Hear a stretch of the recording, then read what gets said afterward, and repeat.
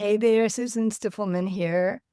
When I was probably the ripe old age of about 21, graduating from college, I was the proud recipient of the Fred John Sales Student Teacher of the Year Award. And nobody'd ever heard of it. I'm sure you haven't. I never had. But it spoke to and still speaks to my great passion, which has been there from the start of my career in all the twists and turns it's taken as a teacher and then as a therapist, a writer, a coach.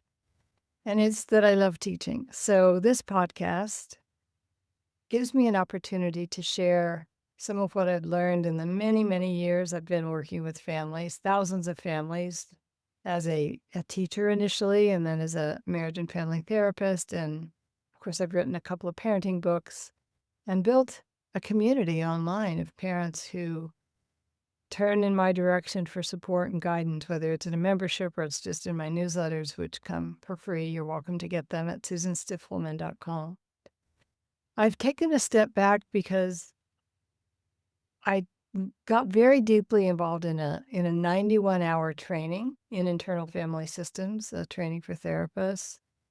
I've been diving into that approach, incorporating it into my private coaching with parents and in my membership programs, and wanted to kind of reintroduce myself to you and introduce some of the ideas in IFS, internal family systems, as I'm understanding them.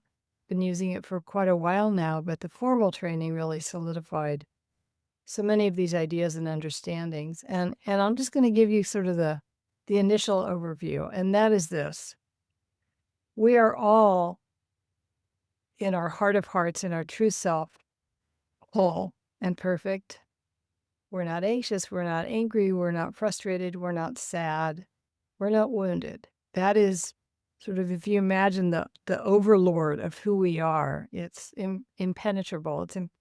It's in its perfect state, untouched by the obviously many challenging experiences that most of us encounter in our lives. But this capital S self is the essence of who we are, and we carry it with us all the time. This model beautifully overlaps with my personal views about life and spirituality and who we are. I've meditated the whole of my life since I was about 16 and discovered Autobiography of a Yogi. It's been a central part of my life to go within and to anchor and tether myself to something beyond the ripples and the waves of the surface life. And I'm so grateful for that. In internal family systems, that self, our true self, is what we want to anchor ourselves to more and more. And that's a process. And I'm loving bringing this more and more to parents. You're welcome to join our community. Just visit susanstiffelman.com. There's a newsletter there. There's lots of offerings. You can check them out. There's memberships where I meet with parents and answer questions. There's lots of support. A lot of it is free. In the meanwhile, I want to just invite you to consider one of the core ideas of this model, the internal family systems model, which is we have this grown-up, wise, healthy self, capital S self. The more we allow that to dictate the choices that we make to run our life, and in the world of parenting, I have often referred to that long before I knew about IFS. It was the same concept, that the captain of the ship. And I used words that are used to describe this self in the internal family systems model. I used words like calm, confident, compassionate, courageous, clear. Those words describe the ideal version of us as we show up with our children. Our child might be upset or frustrated or angry, and when we show up as that calm, present self or captain of the ship, we can be curious about what's going on. We can feel compassion for our child and the predicament they're in without feeling this overpowering drive to make things better, to fix them, to explain why they shouldn't be upset or why we got mad or why they can't have what they want.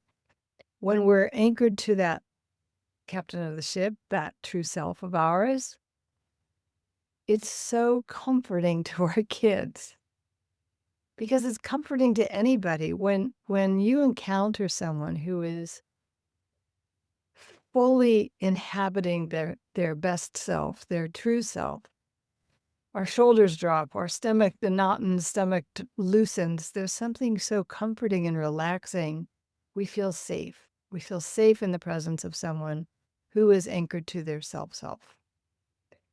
And conversely, when a protective part of us takes over, we get really activated, triggered. Our child is ignoring us. They're refusing to do what they ask. They're teasing or hurting a sibling.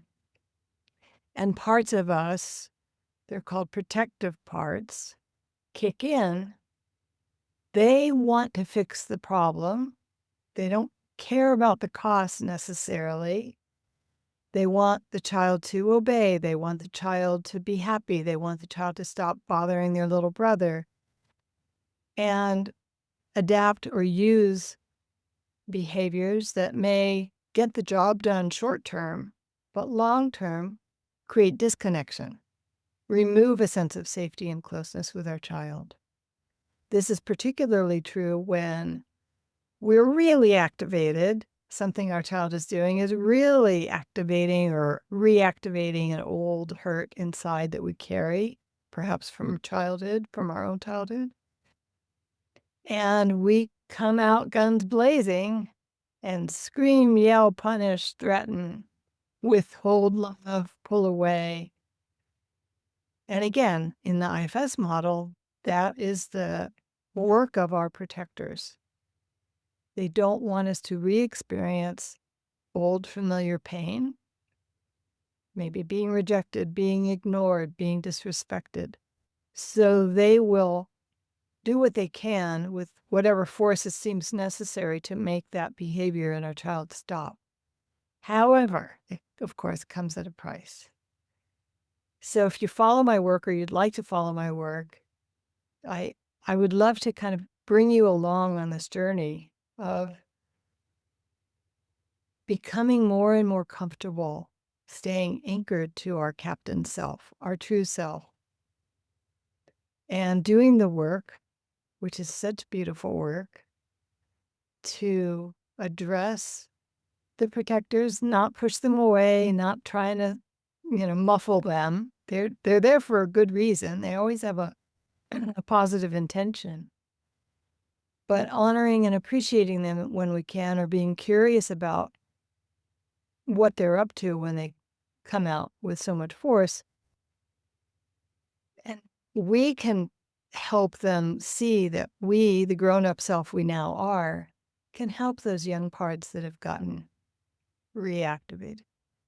I don't want to get too conceptual here. I don't want to go off on a lot of complicated tangents about this model. I really want to convey both in sort of a basic way, verbally, but also just in the read between the lines, that there is a way, regardless of what we struggle with from our own childhood, the challenges that we bring, maybe stressors in our present day life. We feel so exhausted, unsupported, unappreciated.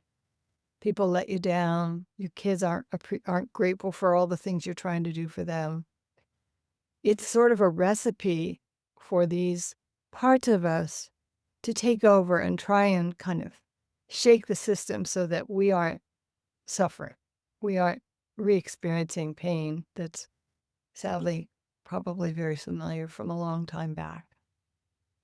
So I hope you'll engage with this podcast. I'd love to hear from you. Just write support@susanstiffelman.com.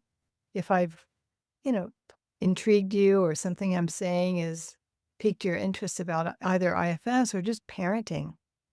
I want this to be a really great resource for you. I've had a very long career doing so much work that I love. And I'm really keen to make use of all the things I've learned with thousands of people to help you all. I know there's AI, there's so many resources available now where you can ask a question and get an answer, but I don't think anything will ever replace having interactions and support from a human being who cares. And I do. I care about how you're doing, how your kids are doing. I know what's possible, the healing that can happen, often because our kids are what Richard Schwartz, the author of the founder of IFS, your tormentor. So they are your mentor, but they're also your tormentor. And this is what I wrote about in my second book, the book I wrote with Eckhart Tolle's imprint, Parenting with Presence, that nothing will help you grow and transform like raising kids, because our hearts are so invested. And boy, stuff gets stirred up. So my invitation is stay connected. Let me know how I can be of help, how I can be of service. I did a class a couple of years ago with Gabor Mate, and at the very end, I said, okay, so what would you like to say as you sum up? And he said, the most important thing that a parent can do, pause, dramatic pause, is work on yourself. And that's always been what I'm about. I love that he said it, because so often we're looking for the script or the way to say this to our child or get them to do that. The more we work on ourselves, we heal those places that get activated, that sabotage our efforts to show up with presence, not by feeling bad or guilty or any of those things. No room for that. But with a lot of curiosity and compassion, exploring what that's about and learning how to show up in ways that our children will respond to, that doesn't kind of activate their resistance. And that's sort of the business I've been in for a very long time, parenting without power struggles. So I'm glad you're here. I'd love for you to share this episode with someone you care about. You can again write Susan Stiffelman, support at susanstiffelman.com is at the website.